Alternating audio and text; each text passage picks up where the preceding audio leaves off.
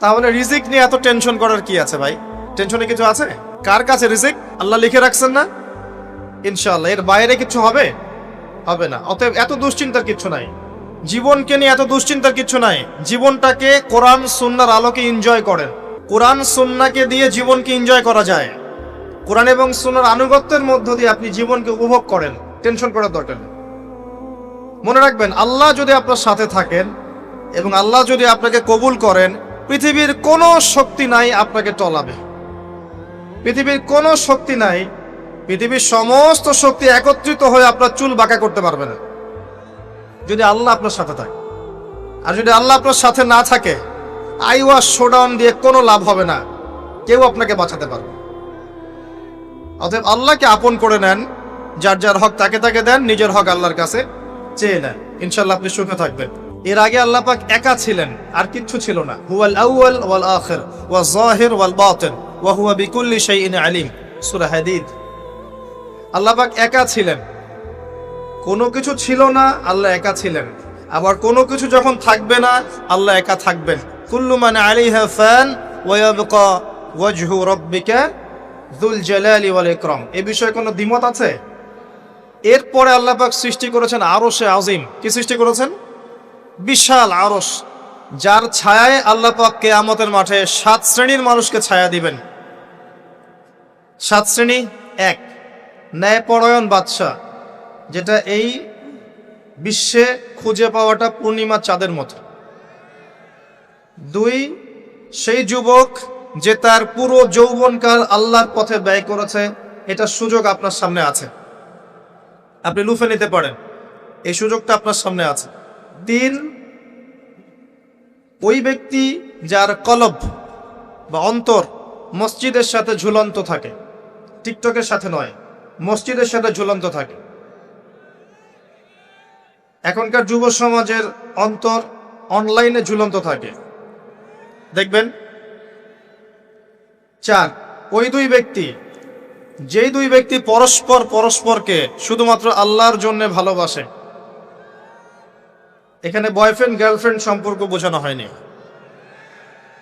এই দুনিয়ার স্বার্থে জর্জরিত ভালোবাসার বাইরেও ডিভাইন একটা ভালোবাসা আছে, সেটা হচ্ছে আল্লাহর জন্য ভালোবাসা। আর যখন আপনি কাউকে আল্লাহর জন্য ভালোবাসবেন, তখন আপনি কষ্ট পাবেন না ইনশাআল্লাহ। যখন আপনি ভালোবাসার মানুষের কাছে কিছু প্রত্যাশা করবেন, তখন আপনি কষ্ট পাবেন পদে পদে। আল্লাহর জন্য ভালোবাসেন মানুষকে, আপনি কষ্ট পাবেন না ইনশাআল্লাহ। দুই ব্যক্তি যারা পরস্পরকে আল্লাহর জন্য ভালোবাসে, আরো সে ছায়া ছায়া পাবে। 5, ওই যুবক যাকে কোনো সুন্দরী নারী আহ্বান করেছে জেনার জন্যে, কিন্তু সেই যুবক বলেছে আমি আল্লাহকে ভয় করি, যেটা এই জেনারেশনের মধ্যে খুঁজে পাওয়া দুষ্কর। বরং তারা উল্টা প্রত্যাশায় থাকে যে কখন কোনো মেয়ে আমাকে প্রপোজ করবে। তারা ইউসুফ নয় আলাইহিস সালাম। 6, ওই ব্যক্তি যার ডান হাত কি দান করছে, বাম হাত খবর রাখে না। ডান হাত কি দান করছে, বাম হাত খবর রাখে না। আমাদের মতো নয় যে অল্প কিছু দান করেই দানবীর টাইটেল লাগিয়ে মানুষের দুয়ারে দুয়ারে যাচ্ছি সাপোর্টের জন্য, এমন নয়। 7, ওই ব্যক্তি যে নীরবে নিভৃতে আল্লাহর কথা স্মরণ করে এবং আল্লাহর কথা স্মরণ করতে করতে তার চোখ দিয়ে অশ্রু প্রবাহিত হয়। এই 7 শ্রেণীর মানুষকে আল্লাহ রাব্বুল আলামিন তার ওই আরশের ছায়ায় কিয়ামতের মাঠে ছায়া দিবেন ইনশাআল্লাহ তাআলা। আমরা কি এই ছায়াটা পেতে চাই? অপশন আমাদের সামনে খোলা আছে। আমরা কিন্তু ওই যুবক হতে পারি, ওই দুই ব্যক্তি হতে পারি, ওই ব্যক্তি হতে পারি যে মসজিদের সাথে সম্পর্ক রাখে, গোপনে দান করতে পারি, রাতে নিভৃত আল্লাহর জন্য কাঁদতেও পারি না? সব সুযোগ আমাদের সামনে আছে। আল্লাহ চাইলে আপনি ন্যায়পরায়ণ বাদশাও হতে পারবেন ইনশাআল্লাহ, যদি আল্লাহ আপনার তাকদিরে লিখে রাখেন, এটাও সম্ভব। চলে আসেন আরশে আজিমের পরে আল্লাহ পাক সৃষ্টি করেছেন কলম, এবং কলম সৃষ্টি করে আল্লাহ পাক পুরো মহাবিশ্বের তাকদির লিখেছেন। পৃথিবীর শেষ দিন পর্যন্ত কি হবে না হবে, খুঁটিনাটি বিষয়, এত খুঁটিনাটি যে আল্লাহ পাকের ওই লিখার বাইরে পৃথিবীতেও কোনো আযাব গজব আসে না। যা লেখা আছে ওটাই আসবে। পৃথিবীতে যা আসছে যে আযাব, যে বিপদ, যে বালা মুসিবত গুলো আসছে আসমানি এবং জমিনের, এগুলোও আল্লাহর কাছে লেখা আছে। বলেন সুবহানাল্লাহ। এমনকি এই পৃথিবীতে কতজন মানুষ এসেছে, চলে গেছে এবং আসবে, এই হিসেব আল্লাহর কাছে আছে।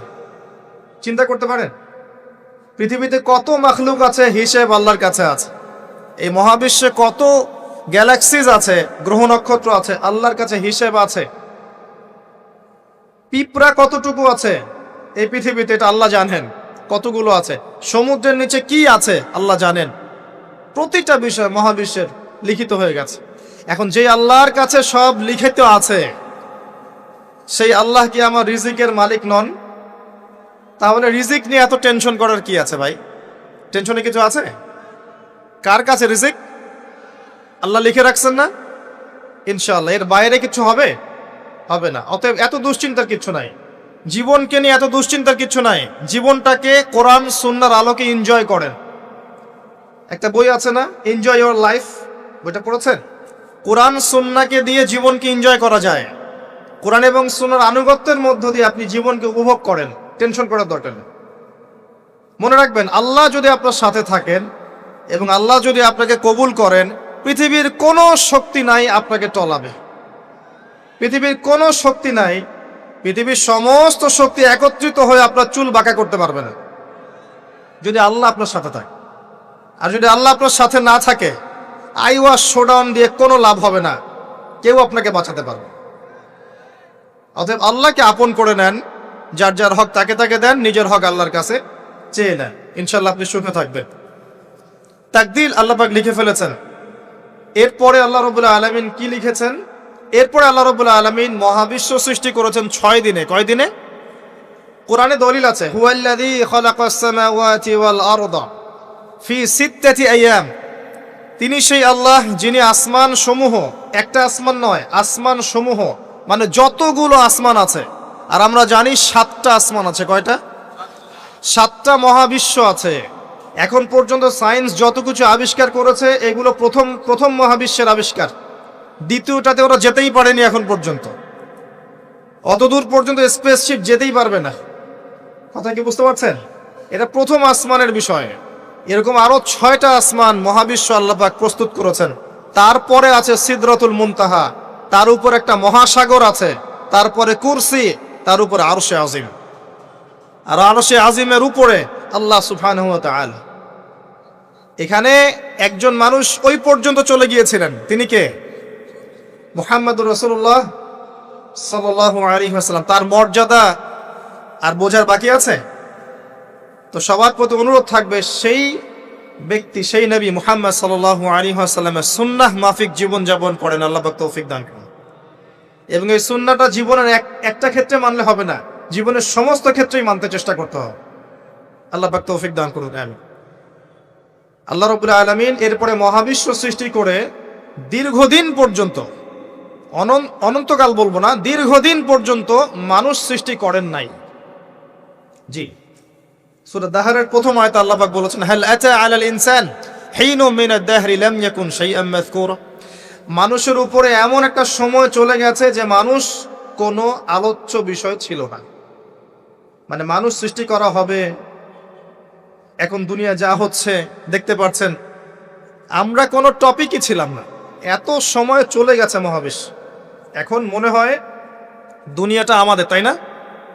মানুষই সব, মানুষই এই দুনিয়ার পলিটিক্যাল মালিক, ইকোনমিক মালিক, সংস্কৃতির মালিক, পরিবার, ব্যক্তি, সমাজ, সবকিছু মালিককে মালিক মনে হয় এখন মানুষকে। কিন্তু এমন একটা সময় ছিল যখন আল্লাহ বলছেন মানুষ সৃষ্টি হবে, এই বিষয়টা অনেক দূরের পথ ছিল। আল্লাহর জ্ঞানে ছিল, কিন্তু মহাবিশ্বে মানুষের অস্তিত্ব ছিল না। এই মহাবিশ্বেই মানুষের অস্তিত্ব ছিল না। আল্লাহ রাব্বুল আলামিন মহাবিশ্ব সৃষ্টি করেছেন কুন ফায়াকুন, হও হয়ে যাও। সূরা আম্বিয়ার 30 নম্বর আয়াতে আল্লাহ পাক বলেছেন, আওয়ালাম ইয়ারাল্লাযীনা কাফার, কাফেররা কি লক্ষ্য করে দেখে না, আন্নাস সামাওয়াতি ওয়াল আরদা কানাতা রাতকান ফাফাতাকনাহুমা, কাফেররা কি লক্ষ্য করে দেখে না যে আসমান সমূহ এবং জমিন একটা বিন্দুর মধ্যে একত্রিত ছিল, আমি আল্লাহ এটাকে বিস্ফোরিত করে দিয়েছি, পৃথক করে দিয়েছি। এটা সায়েন্সের একটা থিওরির সাথে মেলে না? কোন থিওরি? তারা বলছে বিগ ব্যাং থেকে সব সৃষ্টি হয়েছে, আর আল্লাহ পাক বলছেন বিগ ব্যাং আমি ঘটিয়েছি। তাহলে চিন্তা যেখানে শেষ, আল্লাহ পাকের কুদরত সেখান থেকে কি শুরু। তা আমরা সীমাবদ্ধতা বুঝতে পারছি সায়েন্সের। আমি নিজেও সায়েন্সের ছাত্র, বাট আমি এটা স্বীকার করি যে সায়েন্স সবকিছুর সমাধান দিতে পারবে না। কারণ আপনি কমন একটা প্রশ্ন করেন যে রূহ কাকে বলে, সায়েন্সকে বলেন যে can you give us the definition of ruh, আমাদেরকে রূহের সংজ্ঞা দিতে পারবেন? রূহটা কঠিন নাকি তরল না বায়বীয় না কি, আপনি কি ব্যাখ্যা করতে পারবেন? পারবেন না। সিম্পল। জিন জাতির ব্যাখ্যা দেন, ফেরেশতার ব্যাখ্যা দেন, কবরের আযাবের ব্যাখ্যা দেন, জান্নাত জাহান্নাম হুর পরির ব্যাখ্যা দেন। হুর পরি না, হুরুন আইন, ভুল হয়েছে, হুরুন আইন। মিজান, পুলসিরাত, এগুলোর ব্যাখ্যা দিতে পারবে? আমাদের আত্মাটারই তো ব্যাখ্যা দিতে পারছে না। ঘুম, স্বপ্নের ব্যাখ্যা দিতে পারবে? ঘুমন্ত অবস্থায় মানুষ হাসছে এবং কাঁদছে, কি জন্যে ব্যাখ্যা দিতে পারবে? স্বপ্ন দেখছে, কোত্থেকে স্বপ্ন আসছে, আর স্বপ্ন মাঝে মাঝে সত্য কেমন করে হচ্ছে, এর ব্যাখ্যা দিতে পারবে? স্বপ্ন সত্যি হয় না? শেষ জামানায় মুমিনদের স্বপ্ন বেশি বেশি সত্য হবে এমনও এসেছে হাদিসে। আখিরুজ্জামানে মুমিনদের স্বপ্ন সত্যি হবে। নবী সাল্লাল্লাহু আলাইহি ওয়াসাল্লাম নবুয়তের আগে এমন স্বপ্ন দেখতেন সকালবেলা সত্য হয়ে যেত। নবুয়তের একটা অংশ স্বপ্ন, 36 ভাগের 1 ভাগ সত্য স্বপ্ন। যাই হোক, আমরা টপিকে চলে আসি। আল্লাহ রাব্বুল আলামিন বিগ ব্যাং দিয়ে মহাবিশ্ব সৃষ্টি করার পর সুদীর্ঘকাল পর্যন্ত মানুষকে সৃষ্টি করেন নাই। এরপরে অনেক সময় পর আল্লাহ পাক ফেরেশতাদেরকে ডেকে বলছেন এই আয়াতটা, যে হে ফেরেশতারা, আমি পৃথিবীতে আমার খলিফা পাঠাতে চাই, মানুষকে আমার খলিফা করে পাঠাতে চাই। খলিফা কি জিনিস? যিনি কাপড় সেলাই করেন তিনি খলিফা? খলিফা কি জিনিস? খলিফার ডেফিনেশনটা শোনে না। আল্লাহ পাক আদম আলাইহিস সালাম ছাড়াও আরো একজন নবীর ব্যাপারে খলিফা শব্দ ব্যবহার করেছেন, তার নাম কি? শুকরান, কে বলেছেন? জাযাকাল্লাহ। দাউদ আলাইহিস সালাম, তার ব্যাপারে আল্লাহ পাক বলেছেন তিনি ছিলেন খলিফা। কোন সূরা? সূরা সাদ। কোন সূরা? সূরা সাদ। আল্লাহ পাক বলেছেন ইয়া দাউদ, হে দাউদ, ইন্না জাআলনাকা খলিফাতান ফিল আরদ, নিশ্চয়ই আমি তোমাকে পৃথিবীতে আমার খলিফা করেছি। সুলাইমান আলাইহিস সালামের সময় এত উন্নত সভ্যতা ছিল যেটা আর কখনো আসবে না, এবং তাকে এত ক্ষমতা দেওয়া হয়েছিল আল্লাহর পক্ষ থেকে, যার কথা নবী সাল্লাল্লাহু আলাইহি ওয়াসাল্লাম স্মরণ করে বলেছিলেন যে একটা জিন আমাকে সালাতের মধ্যে ডিস্টার্ব দিচ্ছিল, আমি ভাবলাম জিনটাকে ধরে বেঁধে রাখবো। এটা আমাদের নবীজি বলছেন, একটা জিন আমাকে নামাজে ডিস্টার্ব করছিল, আমি ভাবলাম জিনটাকে ধরে খুঁটির সাথে বেঁধে রাখি। তখন আমার সুলাইমানের কথা মনে পড়লো, আমার ভাই সুলাইমানের কথা মনে পড়লো যে সুলাইমান আলাইহিস সালামকে আল্লাহ পাক এই ক্ষমতা দিয়েছিলেন। আর সুলাইমান আলাইহিস সালাম আল্লাহর কাছে দোয়া করেছিলেন, আল্লাহ আমাকে যে ক্ষমতা দিয়েছো এরপরে আর কাউকে দিও না, এটা দোয়া করেছিলেন। আমার সুলাইমানের কথা মনে পড়লো, আমি জিনটাকে ছেড়ে দিলাম, বাদলাম না। আমাদের নবী মুহাম্মদ সাল্লাল্লাহু আলাইহি ওয়াসাল্লাম মানুষের সম্মান বুঝতেন। আমাদের নবী মুহাম্মদ সাল্লাল্লাহু আলাইহি ওয়াসাল্লাম অন্যের সম্মান বুঝতেন, আর আমরা তার উম্মাহ, অন্যের সম্মান নষ্ট করতে পারলে আমাদের ভাত হজম হয়। অন্যের সম্মান নষ্ট না করা পর্যন্ত ভাত হজম হবে না। আর মুহাম্মদ সাল্লাল্লাহু আলাইহি ওয়াসাল্লাম অন্যের সম্মান বুঝতেন। আসেন, সুলাইমান আলাইহিস সালাম এবং দাউদ আলাইহিস সালাম এই জেরুজালেম থেকে বিশ্ব শাসন করেছিলেন। আর জেরুজালেম চিনেন তো আপনারা? কোন দিকে? চায়নার দিকে, রাশিয়ার দিকে, নাকি আমেরিকার দিকে? আচ্ছা, ওইদিকে আমরা পরে আসবো ইনশাল্লাহ। সভ্যতার সংকটের শেষের দিকে আমরা ওইদিকে আসবো ইনশাল্লাহ। এবার আসেন, দাউদ আলাইহিস সালামকে আল্লাহ পাক বলছেন তোমাকে খলিফা করেছে পৃথিবীতে, তোমার কাজ কি? ফাহকুম বাইনান নাসি বিল হক, হে দাউদ তোমার কাজ হচ্ছে মানুষের মাঝে ন্যায় বিচার করা, মানুষের মাঝে ন্যায় বিচার করা, হকের মানদণ্ডে বিচার করা। হকটা কি? এর উত্তরও কোরআন আপনাকে দিবে। কোরআনের চেয়ে কি আমি ভালো উত্তর দিতে পারবো? কোনটা হক কোনটা বাতিল, কোনটা ন্যায় কোনটা অন্যায়, আমি কি বেশি বুঝি না আল্লাহ বেশি বোঝেন? কোথায় স্পষ্ট করা আছে? আমার মস্তিষ্কে না কোরআনে? কোরআনে সূরা কাহাফ খোলেন, আল্লাহ পাক বলেছেন ওয়াকুলিল হাক্কু মির রাব্বিকুম, হে নবী আপনি বলে দিন সত্য সেটাই যা তোমার রবের পক্ষ থেকে নাজিল হয়। আর কিছু বলার দরকার আছে? ফামান শাআ ফালইউমিন, যার ইচ্ছা হয় সে স্বীকার করুক, ঈমান নিয়ে আসুক। ওয়ামান শাআ ফালইয়াকফুর, যার ইচ্ছা হয় অস্বীকার করুক। ইন্না আ'তাদনা লিয-যালিমিনা নারান, অস্বীকারকারী জালেমদের জন্য আমি জাহান্নামের আগুন প্রস্তুত করে রেখেছি। বাস, আর কিছু বলার প্রয়োজন আছে? সূরা বাকারা আল্লাহ বলেছেন আল হাক্কু মির রাব্বিক ফালা তাকুনান্না মিনাল মুমতারিন, হক তোমার রবের পক্ষ থেকে আসে, তুমি সন্দেহবাদীদের অন্তর্ভুক্ত হও না। আসলে এটা হক কিনা, এই যুগে চলে কিনা, এই সন্দেহের অন্তর্ভুক্ত হও না। ইসলাম চির নতুন, চির প্রাচীন, চির আধুনিক, প্রত্যেকটা যুগের জন্য, শুধুমাত্র একটা যুগের জন্য নয়, এবং শুধু মুসলিমদের জন্য নয়, সবার জন্যই। কোরআন এবং সুন্নাহ শুধু আমাদের সম্পত্তি নয়, পুরো মানব জাতির সম্পত্তি। এখানে সবার হেদায়েত আছে, হোক সে হিন্দু ভাই বা খ্রিস্টান ভাই বা বুদ্ধিস্ট বা জিউস, যেই হোক না কেন, সবার হেদায়েত এখানে আছে। আসেন, আল্লাহ পাক কোরআনকে হক বলছেন। এটাও বলে রাখি, যখন তাওরাত নাজিল হয়েছিল তখন তাওরাত হক ছিল, তখন ওটাই ছিল হক। যখন জাবুর নাজিল হয়েছে জাবুরই হক ছিল। যখন ইনজিল নাজিল হয়েছে ইনজিলই হক ছিল। যখন থেকে কোরআন নাজিল হয়েছে এখান থেকে নিয়ে কিয়ামত পর্যন্ত হকের কি অন্য কোনো মানদণ্ড আছে? এটা মানতে কোনো আপত্তি আছে? হ্যাঁ, এখন কোনো কিছু যদি কোরআন সুন্নাহর সাথে মিলে যায় মানতে আমাদের কোনো আপত্তি নাই। কেউ একটা মতবাদ দিয়েছে, একটা দর্শন দিয়েছে, একটা সায়েন্টিফিক থট দিয়েছে, যেটা কোরআনের সাথে মিলে গেছে, হাদিসের সাথে মিলে গেছে, মানতে আমাদের কোনো আপত্তি নাই। আমরা চোখ বন্ধ করে মানবো ইনশাআল্লাহ, কোনো সমস্যা নেই। কিন্তু যে কোনো ব্যক্তি বা যে কোনো সংগঠন, যে কোনো সমাজ, যে কোনো সভ্যতা, কেউ যদি এমন কোনো কথা বলে, এমন কোনো দর্শন দেয়, এমন কোনো মতবাদ দেয় যেটা কোরআনের সাথে মিলছে না, সাংঘর্ষিক, হাদিসের সাথে মিলছে না, সাংঘর্ষিক, আপনি কি মানতে বাধ্য?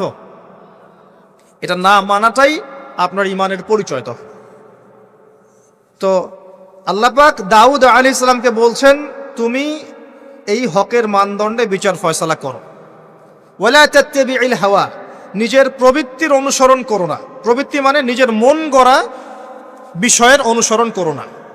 ইউদিল্লুকা আন সাবিলিল্লাহ, তাহলে এটা তোমাকে আল্লাহর রাস্তা থেকে সরিয়ে দিবে। নিশ্চয়ই যারা প্রবৃত্তির অনুসরণ করেছে তারা আল্লাহর পথ থেকে সরে গেছে। এই কারণে বিমা নাসু ইয়াউমুল হিসাব, তারা হিসাবের দিনটা ভুলে গেছে। আমি কি বুঝাতে পারছি ভাই? তাহলে আল্লাহ পাক খলিফার ফাংশন দিলেন। খলিফার কাজ কি তাহলে? খলিফার কাজ হচ্ছে আল্লাহর পক্ষ থেকে আসা সত্যের মানদণ্ডে মানুষের মাঝখানে ফয়সালা করা। আমার কথা ক্লিয়ার? পরিবেশ পরিস্থিতি যদি অনুকূলে না থাকে সে করবে না, তার ক্ষমতা নাই। লা ইউকাল্লিফুল্লাহু নাফসান ইল্লা ওয়াসআহা। কিন্তু আকীদা রাখতে কি কোনো সমস্যা আছে যে এটাই চূড়ান্ত সত্য? আমি তো আগেই বলেছি, এই যুগে সারেন্ডার করতে হবে। আপনি 100% ইসলাম ফলো করতে পারবেন না। তো 100% ইসলাম ফলো করা এই যুগে আমার মতে পসিবল না, ইল্লা মাশাআল্লাহ। তো আল্লাহ পাক যদি কিছু মানুষকে বাছাই করে তৌফিক দেন, সেটা আল্লাহ পাকের নিজস্ব ব্যাপার, ইখতিয়ার, স্বাধীনতা। আসেন, আল্লাহ রাব্বুল আলামিন এখানে খলিফার ফাংশন বললেন এবং আদম আলাইহিস সালামকে এই খলিফা করে পৃথিবীতে পাঠালেন। সভ্যতার শুরু হলো। সভ্যতার শুরু রোমকদের দ্বারা হয় নাই, সভ্যতার শুরু পশ্চিমাদের দ্বারা হয়নি, সভ্যতার শুরু হয়েছে নবীদের দ্বারা। সর্বপ্রথম সভ্যতার ধারক বাহক হচ্ছেন আদম আলাইহিস সালাম, যাকে আল্লাহ পাক খলিফা করে পৃথিবীতে পাঠিয়েছেন। যে বা যারা পৃথিবীতে আল্লাহর বিধান অনুযায়ী চলছে তারা আল্লাহর খলিফা। কথা বুঝতে পারছেন? আর যারা পৃথিবীতে আল্লাহর বিধান অনুযায়ী চলছে না তারা আল্লাহর খলিফা নয়, তারা শয়তানের খলিফা। এবার আসেন, আদম আলাইহিস সালামকে সৃষ্টি করার পরেই কি পৃথিবীতে পাঠানো হয়েছে? না, আগে কি করা হয়েছে? আগে জ্ঞান শিক্ষা দেয়া হয়েছে। শুরু থেকেই জ্ঞান আছে, আর এই জ্ঞান সৃষ্টিগতভাবে আমাদের মধ্যে ছিল না, আল্লাহ পাক শিখিয়েছেন। তাহলে সভ্যতা এগিয়ে যাবে কিভাবে? জ্ঞান চর্চার মধ্য দিয়ে। বুঝতে পারছেন? আগে জ্ঞান। এখনো যদি আপনি একটা সুন্দর সভ্যতা চান, জ্ঞান চর্চা, এছাড়া কোনো অপশন নাই। জ্ঞান এর চর্চা, প্রসার প্রচার, সভ্যতা সমাজ সুন্দর হবে ইনশাআল্লাহ। এরপর কি হলো, সভ্যতা এগিয়ে গেল কিভাবে? তার বুকের হাড় থেকে হাওয়া আলাইহিস সালাম, এই যে সভ্যতার একটা অংশ, মহিলাদেরকে ছাড়া কি আপনি সমাজ চিন্তা করতে পারবেন? তারা আমাদের মধ্য থেকেই সৃষ্টি, এবং বাঁকা হাড় থেকে। জোরে চাপ দিতে যায় না, ভেঙে যাবে। জোরে চাপ দিতে যায় না, ভেঙে যাবে। বাস্তব অভিজ্ঞতা থেকেই বলছি। আর ছেড়ে দিলে আবার ওইভাবেই থেকে যাবে। এজন্য উত্তম নসিহতের মধ্য দিয়ে একটু মানায় টানায় চলতে হবে আর কি দুনিয়ার জীবন। সবকিছু 100% মনের মতো হবে না, একটু মানায় নিয়ে চলতে হবে। কারণ আমি নিজেও সাহাবী নই, দেখবেন আমার স্ত্রীও মহিলা সাহাবী নন, আপনিও সাহাবী নন, আপনার স্ত্রীও মহিলা সাহাবী নন। তাই ওই হিসাব কিতাব করে লাভ নাই। আমরা সবাই অপরাধী, সবার মাঝে ল্যাকিংস আছে। এই জন্য সবার উচিত সবার ভুলগুলোকে ক্ষমা করে দুনিয়ার জীবনটা হৃদ্যতা ভালোবাসার সাথে কাটানো। তাহলে পরিবার ঠিক থাকবে ইনশাআল্লাহ। এরপরে কি পরীক্ষা? কিসের পরীক্ষা? এই গাছের কাছে যেও না। কোন গাছ? এই প্রশ্নের দরকার নাই তো আমার, কোন গাছ? যে গাছই হোক, এই গাছের কাছে যেও না। তার আগে আল্লাহ পাক বলে দিলেন আদম আসো। ফেরেশতাদেরকে ডাকলেন, আদম তুমি এই নামগুলো বলে দাও। তিনি সব নাম বলে দিলেন। ফেরেশতাদেরকে আগে জিজ্ঞাসা করেছিলেন তোমরা বলে দাও, তারা বলেছে লা ইলমা লানা ইল্লা মা আল্লামতানা। এখানে জ্ঞানের মধ্য দিয়ে আল্লাহ পাক আদম আলাইহিস সালামকে সম্মানিত করলেন। জ্ঞান, সম্মান, নবী, সভ্যতার সূচক। আমার কথা কি বুঝতে পারছেন?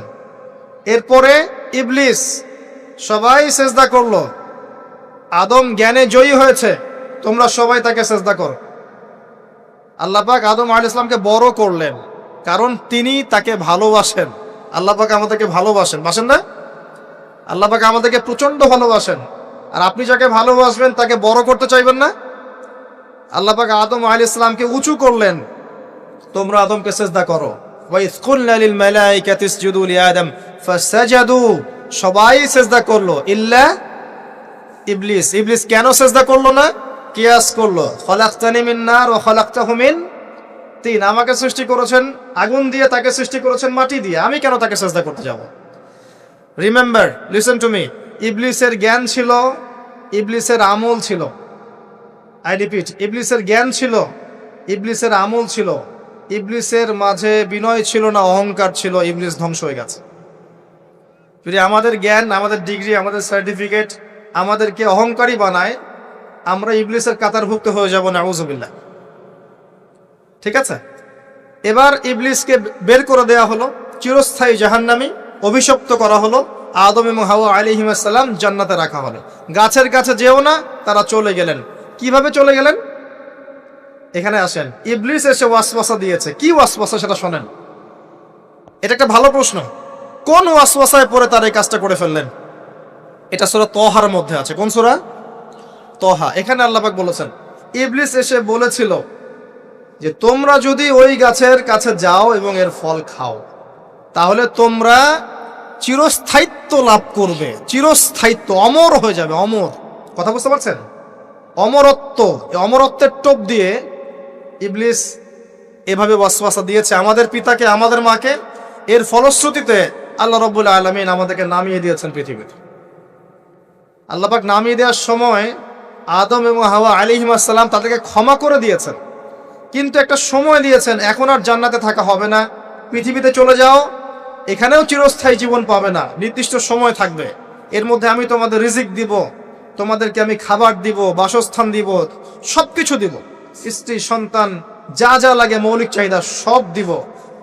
তখন যদি তোমরা আমার হেদায়েতকে মেনে চলো, আবার জান্নাতে ফিরে আসবে। যদি না মানো, ইবলিসের সাথে জাহান্নাম। কথা ক্লিয়ার? সহজ সরল জীবন দর্শন, দ্য ফিলোসফি অফ লাইফ। এত দর্শন শেখার দরকার নাই। আমরা দর্শনের বই পড়তে পড়তে মাথা খারাপ হয়ে গেছে। পশ্চিমা দর্শন, জৈন দর্শন, চারবাক দর্শন, ইউরোপিয়ান দর্শন, আধুনিক দর্শন পড়তে পড়তে অবস্থা খারাপ। মার্কসীয় দর্শন। সুবহানাল্লাহ, একটা সহজ সরল জীবন দর্শন আল্লাহ দিয়েছেন। সূরা বাকারার আয়াত নাম্বার 38 এবং 39, দুইটা আয়াত। কি দর্শন? আল্লাহ বলছেন, কুল নাহবিতু মিনহা জামিআ। আমি আল্লাহ বললাম তোমরা সবাই নেমে যাও। কারা কারা সবাই? আদম, হাওয়া, ইবলিস, তোমরা নেমে যাও পৃথিবীতে। ফাইম্মা ইয়াতিয়ান্নাকুম মিন্নি হুদান, তোমাদের কাছে আমার পক্ষ থেকে হেদায়েত আসবে। কি আসবে? এই যে তাওরাত, জাবুর, ইনজিল, কোরআন, আল্লাহর বাণী, ওহী, এগুলো আসবে, রাসূল আসবেন। ফামান তাবিআ হুদায়া ফালা খাউফুন আলাইহিম ওয়ালা হুম ইয়াহজানুন, যে বা যারাই আমার এই হেদায়েতকে মেনে চলবে তাদের বিন্দু মাত্র ভয় নাই, কোনো টেনশন নাই, কোনো ভাবনা নাই, ইনশাআল্লাহ আবার জান্নাতে ফিরে আসবে ইনশাআল্লাহ। সুসংবাদ, ঠিক আছে? তারপরের আয়াত আল্লাহ পাক বলছেন ওয়াল্লাযীনা কাফারু ওয়া কাযযাবু বিআয়াতিনা, কিন্তু যারা আমার আয়াতকে মিথ্যা প্রতিপন্ন করবে এবং অস্বীকার করবে, কুফরি করবে, ফাউলাইকা আসহাবুন নার, এরা হবে জাহান্নামের অধিবাসী। কার সাথে? ইবলিসের সাথে। হুম ফিহা খালিদুন, তারা সেখানে চিরস্থায়ী হবে। সহজ সরল জীবন দর্শন, দ্য ফিলোসফি অফ লাইফ। মানলেই শান্তি, না মানলেই অশান্তি। এরপর একটা চ্যালেঞ্জ, ইবলিস চ্যালেঞ্জও করছে, আল্লাহ তুমি আমাকে বের করে দিয়েছ, ঠিক আছে, আমি আদম সন্তানের ডান দিক থেকে আসব, বাম দিক থেকে আসব, সামন থেকে আসব, পিছন থেকে আসব, তাকে আমি জাহান্নামের পথে নিয়েই ছাড়ব। এটা মনে রাখেন মাথার মতো, ইবলিসের চ্যালেঞ্জ। আর আল্লাহ পাকও সতর্ক করলেন ইন্নাহু লাকুম আদুউম মুবিন, সে তোমাদের স্পষ্ট শত্রু। এবার পৃথিবীতেও নামিয়ে দিলেন, হেদায়েতও পাঠাচ্ছেন, নবী রাসূল পাঠিয়েছেন। সভ্যতা আস্তে আস্তে এগিয়ে চললো। সভ্যতায় দুইটা শক্তি দেখতে পাচ্ছেন, একটা আল্লাহর পক্ষ থেকে আসা শক্তি, একটা শয়তানি শক্তি। এই দুটো নিয়ে সভ্যতা এগিয়ে চলছে। আবারও বলছি, সভ্যতা শুরু হয়েছে নবী দ্বারা, রোমকদের দ্বারা নয়। সভ্যতা শুরু হয়েছে নবী দ্বারা। মানুষ আগে গাছের ছাল পাতা পরে থাকতো না। সূরা আরাফে আল্লাহ পাক বলেছেন আমি মানুষের জন্য, আদম হাওয়া আলাইহিস সালাম, তাদের জন্য লেবাস পাঠিয়েছি, পোশাক পাঠিয়েছি। আমি লেবাস নাজিল করেছি উপর থেকে। লোহার খনি দেখেছেন? লোহার খনি কেউ কি বিশ্বাস করবে যে লোহা মহাকাশ থেকে পৃথিবীতে এসে পড়েছে? ওয়ানজালনাল হাদিদ, আল্লাহ পাক বলছে আমি হাদিদ নাজিল করেছি। কোরআন নাজিল করা বোঝেন? কোরআন নাজিল মানে কি? আল্লাহর উপর থেকে কোরআন আসেনি। জিবরাইল আলাইহিস সালাম কোরআন নিয়ে আসছেন না নিচে মুহাম্মদ সাল্লাল্লাহু আলাইহি ওয়াসাল্লামের কাছে? এই যে কোরআন নাজিল হচ্ছে, আনজালা। আল্লাহ পাক এই কথা বলছেন যে লোহা আমি নাজিল করেছি। লোহার একটা অণু আপনি তৈরি করতে পারবেন পৃথিবীতে ল্যাবে বসে? সুবহানাল্লাহ। আল্লাহ পাক নাজিল করেছেন। ঠিক একইভাবে আল্লাহ পাক পোশাক নাজিল করেছিলেন আদম এবং হাওয়া আলাইহিস সালাম তাদের জন্য। তারা গাছের ছালপাতা পরে ঘোরাফেরা করতেন না। বোগাস কথাবার্তা শেখায় মানুষ। এবং কৃষিকাজ, আপনার প্রযুক্তি, আপনার পরিবার গঠন, সন্তান প্রতিপালন, একজন মানুষের জীবন যাপনের জন্য যত কিছু প্রয়োজন, সব জ্ঞান আল্লাহ পাক আদম আলাইহিস সালামকে শিক্ষা দিয়েছিলেন। দুনিয়াতে আসার পরে যখন যেটা প্রয়োজন হয়েছে, ওহী নাজিল হয়েছে, জিবরাইল আলাইহিস সালাম তাকে শিখিয়ে দিয়েছেন। মানুষ গুহার মধ্যে ছবি এঁকে থাকতো। আর এরা বলছে আদম আলাইহিস সালাম বানর থেকে হয়েছেন। নাউযুবিল্লাহ, সুবহানাল্লাহ। এটা যারা বিশ্বাস করে তারা সরাসরি কোরআনের সাথে কুফরি করছে, স্পষ্ট কাফের। আদম আলাইহিস সালাম আল্লাহ পাক তাকে হাত দিয়ে সৃষ্টি করেছেন, নিজের হাতে সৃষ্টি করেছেন। তিনি বানর থেকে মানুষ হননি। হ্যাঁ, যারা এই মতবাদটা দিয়েছে ওরা বানর থেকে মানুষ হতে পারে, আমরা হই না। বরং সূরা বাকারা আপনি উল্টা চিত্র দেখতে পারবেন। সূরা বাকারা দেখবেন, পড়তে পড়তে দেখবেন একটা জায়গায় আছে যে শনিবারের সীমা লঙ্ঘন করার জন্য কিছু মানুষকে, বনু ইসরাইলের কিছু মানুষকে আল্লাহ পাক মানুষ থেকে বানর বানিয়ে দিয়েছে। আছে না দলিল? তাহলে এটার প্রমাণ পাওয়া যাচ্ছে। সুবহানাল্লাহ। আসেন, সভ্যতা এগিয়ে চলল। সভ্যতা দুটো শক্তি, আল্লাহর বিধান, আল্লাহ নাজিলকৃত পবিত্র তাওহীদ, এবং অপর সাইডে আছে শয়তানের শিরক। কথা কি বুঝতে পারছেন? দিন দিন এগিয়ে চলতে লাগলো। প্রথম কি ক্রাইমটা হলো পৃথিবীতে? সভ্যতার প্রথম ক্রাইম হয়েছে হাবিল কাবিল।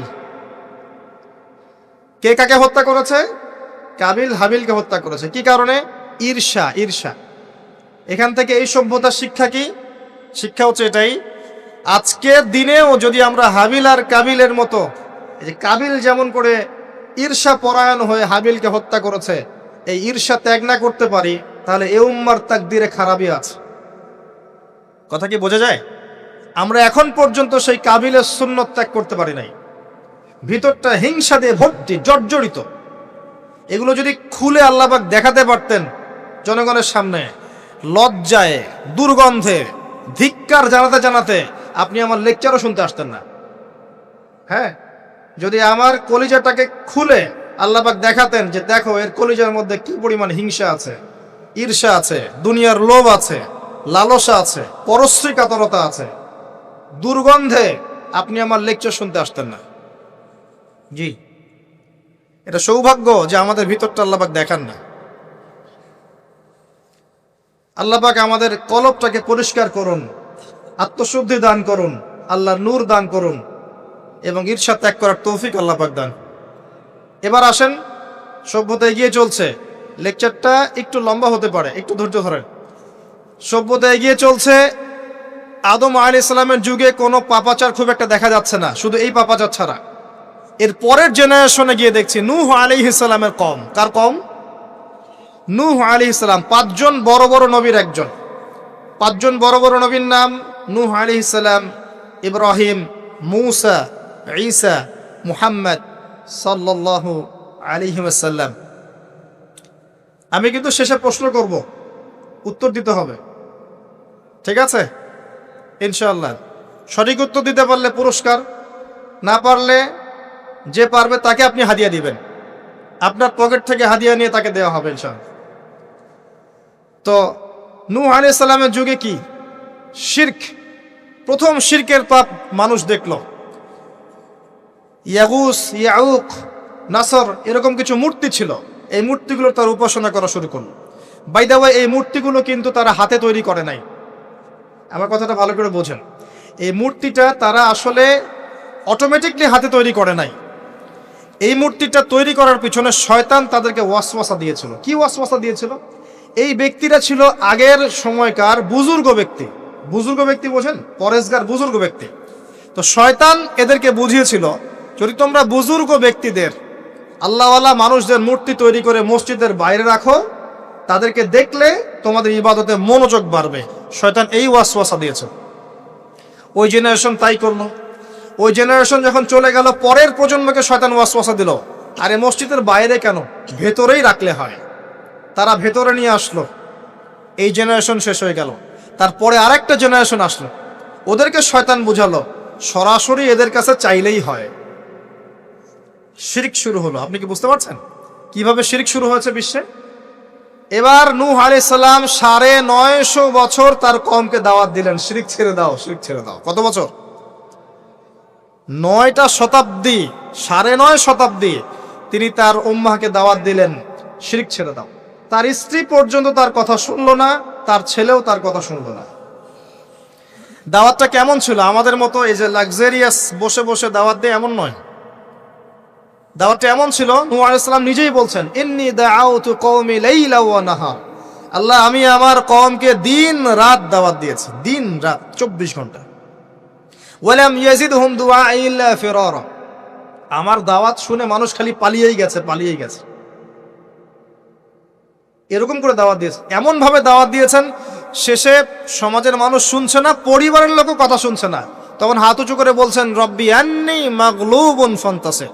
আল্লাহ, আমি পরাজিত, আমাকে সাহায্য কর। তখন আল্লাহ পাক প্লাবন পাঠালেন, ধ্বংস হয়ে গেল জালেম। আর যারা মুমিন তাদেরকে আল্লাহ পাক উদ্ধার করলেন কিস্তিতে করে। সভ্যতার সংকট বুঝতে পারছেন? সভ্যতার সংকট মানে হচ্ছে শিরক। যখন সভ্যতায় শিরক এসেছে, আল্লাহ পাক তাওহীদ পন্থীদেরকে বাঁচিয়েছেন, মুশরিকদেরকে ধ্বংস করে দিয়েছে। এবং এই মুশরিকদেরকে আল্লাহ পাক পরকালেও জাহান্নামের আগুনে জ্বালাবেন, আর তাওহীদ পন্থীদেরকে আল্লাহ পাক পরকালে জান্নাত দিবেন ইনশাআল্লাহ।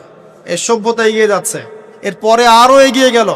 সব তো বলার সময় নাই, কয়েকটা বলছি।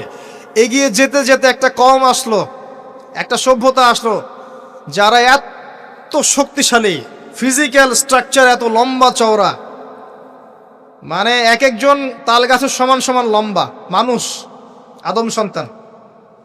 পাহাড় কেটে কেটে বাড়ি নির্মাণ করে। এবং তাদের এই সভ্যতা সম্পর্কে আল্লাহ পাক বলেছেন, যে লাম ইউখলাক মিসলুহা ফিল বিলাদ, এমন সভ্যতা পৃথিবীতে সৃষ্টি করা হয়নি। এত উচ্চ মানের সভ্যতা ছিল। এদের নাম ছিল আদ জাতি। আদ কি নাম? তাদের নবী ছিলেন হুদ আলাইহিস সালাম। কি নাম? হুদ আলাইহিস সালাম। তিনি দাওয়াত দিলেন একই স্টাইলে, আল্লাহর ইবাদত করো, আমার আনুগত্য করো, শিরিক করো না, ইত্যাদি ইত্যাদি। কওম তার কথা শুনলো না। অল্প কিছু মানুষ শুনলো, তাদেরকে তিনি সাথে নিয়ে চলে গেলেন। আল্লাহ পাক জালেমদেরকে ধ্বংস করে দিলেন। একই সুন্নাহ। কিভাবে ধ্বংস করলেন? ঝঞ্ঝা বায়ু দিয়ে, এমন বাতাস, যে বাতাসে পুরো কওম উড়ে চলে গেল খেজুর গাছের মতো, খেজুর গাছের ডালের মতো পড়ে থাকলো। যারা বলতো মান আশাদ্দু মিন্না কুওয়া, আমাদের চেয়ে শক্তিশালী আর কে আছে, আল্লাহ পাক ওদেরকে বাতাস দিয়ে উড়িয়ে শেষ করে দিলেন। সুবহানাল্লাহ। এরপরে আরেকটা সভ্যতা আসলো, যার নাম সামুদ। তাদের নবীর নাম সালেহ আলাইহিস সালাম। তারাও আদ জাতির ভাই, ওরাও ফিজিক্যালি অনেক স্ট্রং ছিল। একইভাবে নবী দাওয়াত দিলেন, তারা কবুল করলো না। আল্লাহ পাক ওই মুমিনদেরকে উদ্ধার করলেন, বাকিদেরকে বজ্রপাত দিয়ে ধ্বংস করে দিলেন। কি দিয়ে ধ্বংস করলেন? বজ্রপাত। বজ্রপাতের প্রচন্ড শব্দে কর্ণঘোর ফেটে গেল, তারা তাদের ঘরের সামনেই পড়ে থাকলো। এটা একটা কওম ছিল, যেই কওমটাকে বলা হয়েছিল যে সময় আছে তোমাদের সামনে, তোমরা চাইলে তওবা করে ফিরে আসতে পারো, অথবা 3 দিন ভোগবিলাস করতে পারো, ধ্বংস আসবে, আযাব আসবে। ওরা বলেছিল বরং আমরা 3 দিন ভোগবিলাস করে নেব। কোন সম্প্রদায়ের সাথে এই আকীদাটা মিলছে? বর্তমান যুগের কোন সভ্যতার সাথে এই আদর্শটা মিলছে? কথা কি বুঝতে পারেন? কারা শিখায় মানুষকে খাও দাও ফুর্তি করো, খাও দাও ফুর্তি করো, কালকের কি চিন্তা, আজকেই বেঁচে নাও? কারা শিখায়? এই যে সালেহ আলাইহিস সালামের কওম এমন ছিল, তওবা করে ফিরে আসো। ওরা বলছে না, 3 দিন সময় আছে, খেয়ে নিয়ে ফুর্তি করে নেব। জেনা, মদ, খাওয়া দাওয়া সব চললো। তৃতীয় দিন সকালবেলা ফজরের সময় বিকট শব্দে ওদের কর্ণগুহর আল্লাহ ফাটিয়ে দিলেন, এবং ঘরের সামনে চিৎপটাং হয়ে পড়ে থাকলো। কম শেষ, ডিস্ট্রয়। এখনো হিজাজ অঞ্চলে তাদের ধ্বংসাবশেষ দেখা যায়, অনলাইনে সার্চ করে দেখেন। সভ্যতা এগিয়ে চললো। আপনি কি সভ্যতার এগিয়ে যাওয়ার মধ্যে মিল পাচ্ছেন? কোনো একটা কমন জিনিস পাচ্ছেন? প্রত্যেক সভ্যতা আল্লাহ পাক ওহী নাজিল করেছেন, রাসূল পাঠিয়েছেন, আনুগত্যের দিকে আহ্বান করেছেন। যারা করে নাই ধ্বংস, যারা করেছে সফল। সভ্যতার সংকট। সভ্যতা এগিয়ে যেতে যেতে একটা কওম আসলো, যার নাম হচ্ছে শুআয়ব, কওমে মাদিয়ান। কি নাম? কওমে মাদিয়ান। শুআয়ব আলাইহিস সালামের কওম। শুআয়ব আলাইহিস সালাম একজন নবী ছিলেন, যিনি তার মেয়েকে মূসা আলাইহিস সালামের সাথে বিয়ে দিয়েছিলেন। ওইদিকে আমরা আসছি ইনশাআল্লাহ। শুআয়ব আলাইহিস সালামের কওমের অপরাধ ছিল, এরা মাপে কম দিত এবং ডাকাতি করত। কি করত? ডাকাতি। আমরাও কিন্তু কম করি না ডাকাতি। এখন আমরা নেক্সট সুরতেও ডাকাতি করি, বৎসুরতেও ডাকাতি করি, করি না? অনেকে তো কোটটাই পরে ডাকাতি করে, কোটটাই পরে বড় বড় মাপের ডাকাতি করে। কারণ আপনি কোটটাই পরলে তো ধরতে পারবেন না কলার, কিছু বলতে পারবেন না। সব ক্ষেত্রে এগুলো চলছে। স্যুট বুট পরে বসে থাকবো সুদী ব্যাংকে, মানুষের রক্ত চুষে খাচ্ছে। অনেক সময় দেখা যায় দিনের লেবাস পরেও আমরা জনগণের টাকা পয়সা লুটে খাই। হ্যাঁ, তো ওই যে ডাকাতি করতো শুআয়ব আলাইহিস সালামের কওম, এবং তারা মাপে কম দিত। রমজান মাসে একটা অনুরোধ করবো, আল্লাহর ওয়াস্তে কৃত্রিম সংকট তৈরি করে মানুষকে কষ্ট দিয়েন না, বরং এই মাসে আপনি দাম আরো কমিয়ে দেন, আল্লাহ আপনার রিজিকে বারাকা দিবেন। ইনশাআল্লাহ মানুষকে খাওয়ান, বেশি বেশি ইফতার করান, বেশি বেশি ইফতার করান, সমাজ কল্যাণমূলক কাজ করেন, আল্লাহ রহম করবে ইনশাআল্লাহ। আল্লাহর ওয়াস্তে এই মাসটাকে কোটিপতি হওয়ার সুযোগ মনে করেন না, এটা আপনার ক্ষমা পাওয়ার মাস। আল্লাহ পাক বোঝার তৌফিক দান করুন তাদেরকে। তারপরেও কিছু মানুষ থাকবে, লাহুম কুলুবুন লা ইয়াফকাহুনা বিহা, যাদের কলব আছে উপলব্ধি করে না, ওয়া লাহুম আযানুন লা ইয়াসমাউনা বিহা ওয়া লাহুম আ'য়ুনুন লা ইবসিরুনা বিহা, কান আছে শোনে না, চোখ আছে দেখবে না। উলাইকা কাল আনআম, এরাই জন্তু জানোয়ারের মতো। বাল হুম আদাল, বরং তার চেয়ে ওরা নিকৃষ্ট। বাল হুম আদাল, বরং তার চাইতেও নিকৃষ্ট। ওয়া উলাইকা হুমুল গাফিলুন, এরা গাফিল সম্প্রদায়। আসেন, মাপে কম দেওয়া, ডাকাতি করার কারণে আল্লাহ পাক কি করলেন? আল্লাহ পাক এই মাদিয়ান জাতি ইতিহাসে প্রথমবার, সভ্যতায় প্রথমবার এই মাদিয়ান জাতিকে আল্লাহ পাক ভূমিকম্প দিয়ে ধ্বংস করেছে। ভূমিকম্প দিয়ে আল্লাহ পাক ধ্বংস করেছেন ওয়ার্ল্ড হিস্ট্রিতে প্রথম এই মাদিয়ান কওমকে। আর এই ভূমিকম্প আখিরুজ্জামানেও আসবে, বড় বড় তিনটা, একটা পূর্ব দিকে, একটা পশ্চিমে, আর একটা বিশ্বের মাঝখানে। অপেক্ষা করতে থাকেন এবং প্রস্তুতি গ্রহণ করতে থাকেন, সামনে আসবে ইনশাআল্লাহ আযজা ওয়া জাল। কারো ঠেকানোর ক্ষমতা নাই, বিকজ এটা হাদিসে লেখা আছে, কিছু করার নাই। একটা কাজই করার আছে, পরকালের ফিকির করা আর মৃত্যুর প্রস্তুতি গ্রহণ করা। আসেন, এরপর কি হলো? সভ্যতা এগিয়ে চললো। নবী মূসা আলাইহিস সালামের কওম আসলো, বনু ইসরাইলের ঘটনা আপনারা জানেন। এর আগে একটা স্কিপ করে গেছে, ওইদিকে আসছি। এর আগে ইব্রাহিম আলাইহিস সালাম ছিলেন, মনে আছে? ওই যে নমরুদ, ইব্রাহিম আলাইহিস সালাম বাবা তার আহ্বানে সাড়া দিচ্ছে না, বাড়ির থেকে চলে গেলেন। স্ত্রী সারা কিনে চলে গেলেন প্যালেস্টাইন, সেখানে থাকা শুরু করলেন। পরে হাজারা আলাইহিস সালামকে বিয়ে করলেন, সেখান থেকে আবার মক্কা, সেখানে সন্তানকে জবাই করার ফিতনা, পরীক্ষা, সফল হলেন, প্রত্যেকটা ক্ষেত্রে সফল হলেন। আল্লাহ রাব্বুল আলামিন তাকে বলেছেন যে ইব্রাহিম একাই একটা উম্মাহ। আল্লাহ পাক তাকে অগ্নি পরীক্ষা নিলেন, অগ্নি পরীক্ষাতেও তিনি পাশ করলেন। নমরুদকে আল্লাহ পাক ধ্বংস করলেন, ইব্রাহিমকে বিজয়ী করলেন। বলেন সুবহানাল্লাহ। সভ্যতার একই চিত্র। এবার মূসা আলাইহিস সালামের সময় আপনি গিয়ে দেখবেন ফেরাউনকে আল্লাহ পাক দলবল সহ ডুবিয়ে মারলেন।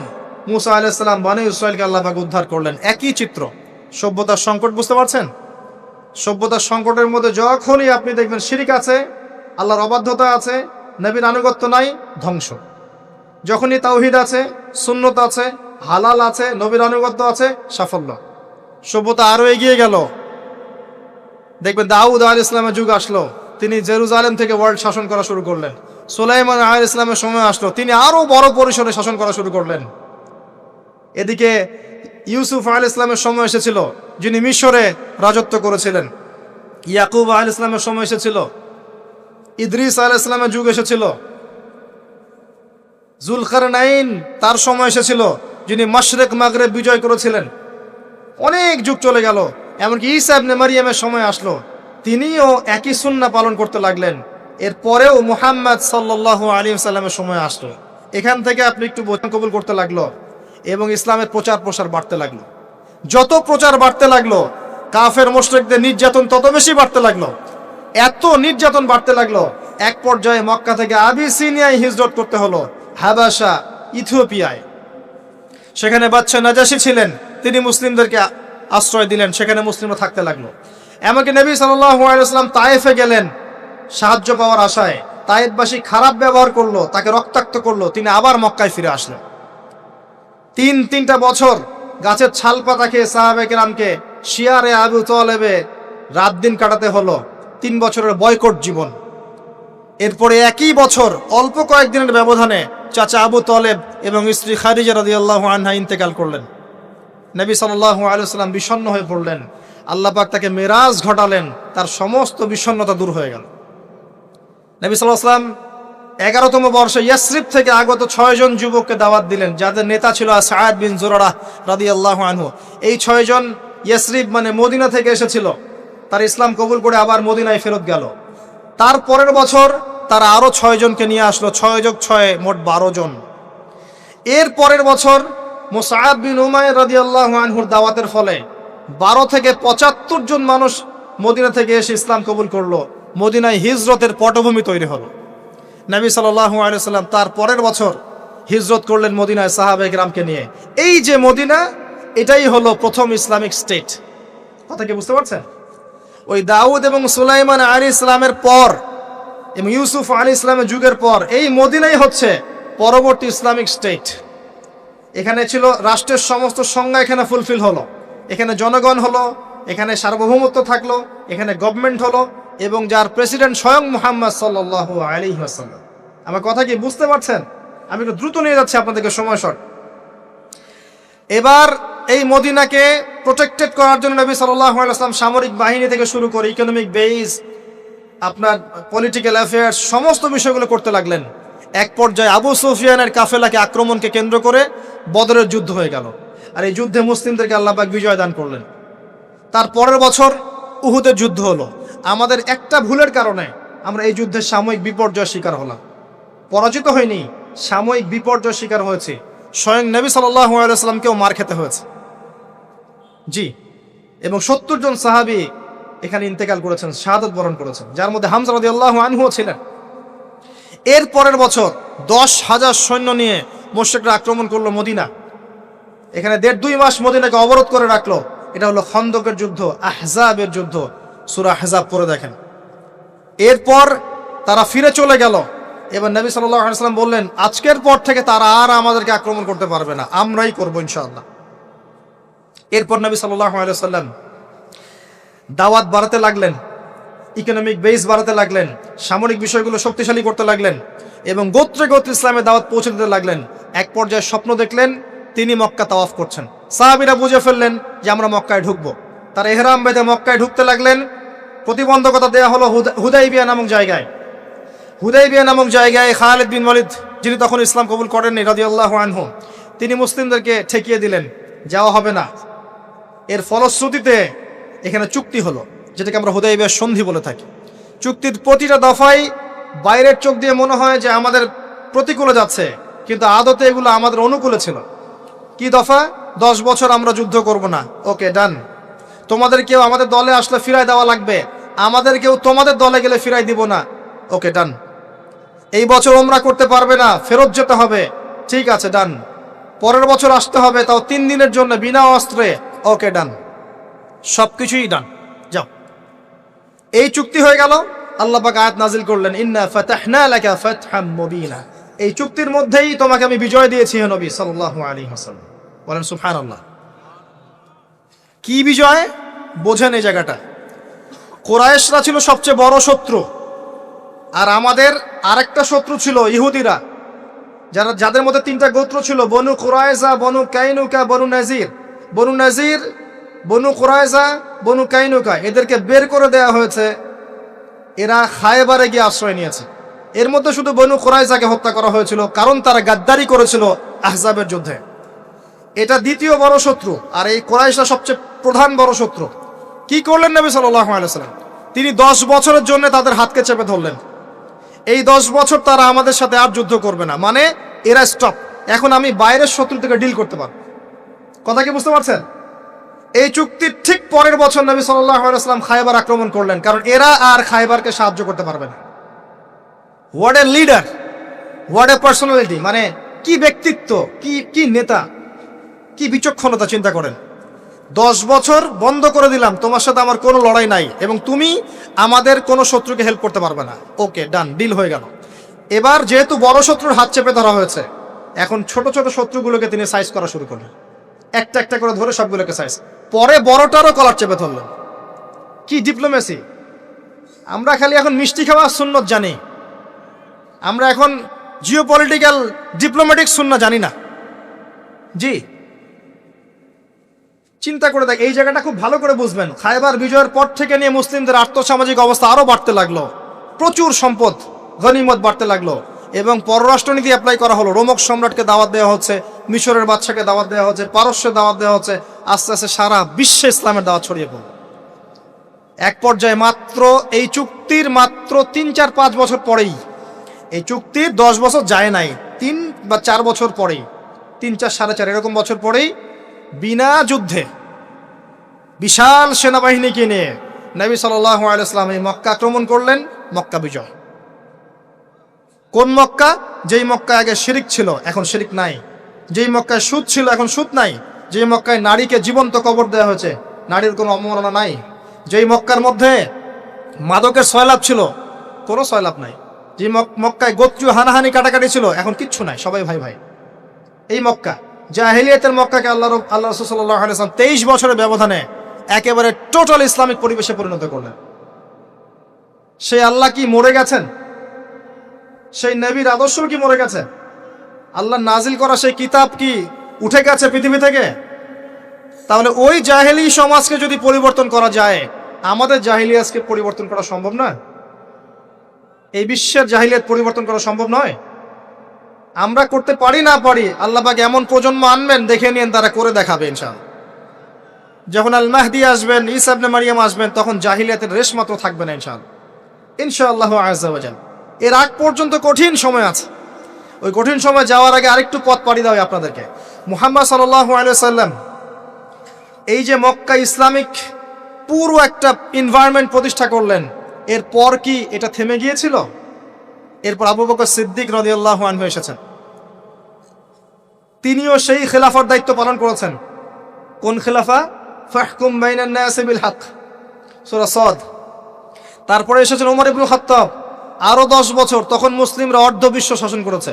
এরপরে এসেছেন উসমান রাদিয়াল্লাহু আনহু, মুসলিমরা আরো বড় বিশ্ব শাসন করেছে। তারপরে এসেছে আলী রাদিয়াল্লাহু আনহুর যুগ, তখন মুসলিমরা অভ্যন্তরীণ কিছু ক্রন্দলে লিপ্ত হয়ে গিয়েছিল, এখানে মুসলিমদের শক্তিটা কিছুটা কমে যায়। আলী রাদিয়াল্লাহু আনহুকে হত্যা করা হয়েছিল, তাকে চোরাগুপ্ত হামলা চালিয়ে হত্যা করা হয়েছে, ঠিক যেমন ওমর রাদিয়াল্লাহু আনহুকে হত্যা করা হয়েছিল। এরপর কি হয়েছে? এরপর মুসলিমদের মাঝে আস্তে আস্তে ফিতনা বাড়তে শুরু করেছে। একদল মানুষ বের হয়েছে যারা বলেছে যে আলী রাদিয়াল্লাহু আনহু তিনি নবী, নাউজুবিল্লাহ। এরা তাকে নিয়ে এত বেশি বাড়াবাড়ি করেছে যে তারা পথভ্রষ্ট হয়ে গেছে। আরেক দল লোক বের হয়েছে, এরা বলেছে কবিরা গুনাহগার ব্যক্তি হলেই কাফের, একে হত্যা করা লাগবে, এরা হয়ে গেছে খারেজি। আরেক দল লোক বের হয়েছে, এরা বলে তাকদীর বলতে কিচ্ছু নাই। আরেক দল লোক বের হয়েছে যারা বলে যে মানুষের কর্মের কোনো স্বাধীনতা নাই। আরেক দল বের হয়েছে যুক্তি দিয়ে প্রমাণিত হলেই কোরআন সুন্নাহ মানবো, না হলে মানবো না।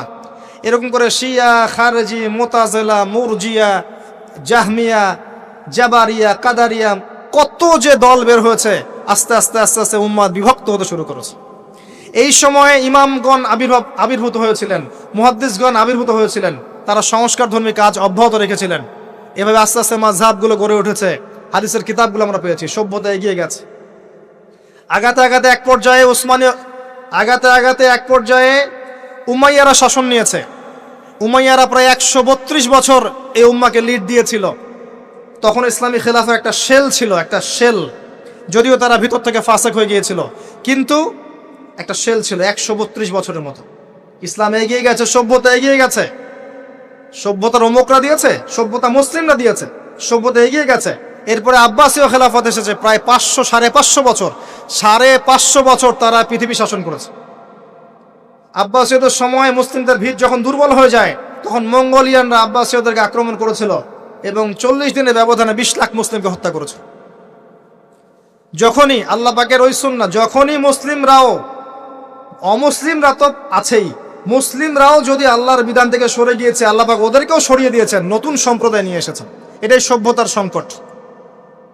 আবার কথাটা ভালো করে বোঝেন, অমুসলিমদের কথা বাদ দেন, মুসলিমরা যখন দায়িত্ব পেয়েছে মুহাম্মদ সাল্লাল্লাহু আলাইহি ওয়াসাল্লামের সময় থেকে নিয়ে, তখন মুসলিমরাও যদি আল্লাহ এবং তার রাসূলের অবাধ্যতা করেছে, আল্লাহ পাক মুসলিমদেরকেও সরিয়ে দিয়েছেন, অন্য নতুন প্রজন্মকে নিয়ে এসেছেন। এটা আল্লাহর সুন্নত, মনে রাখবেন।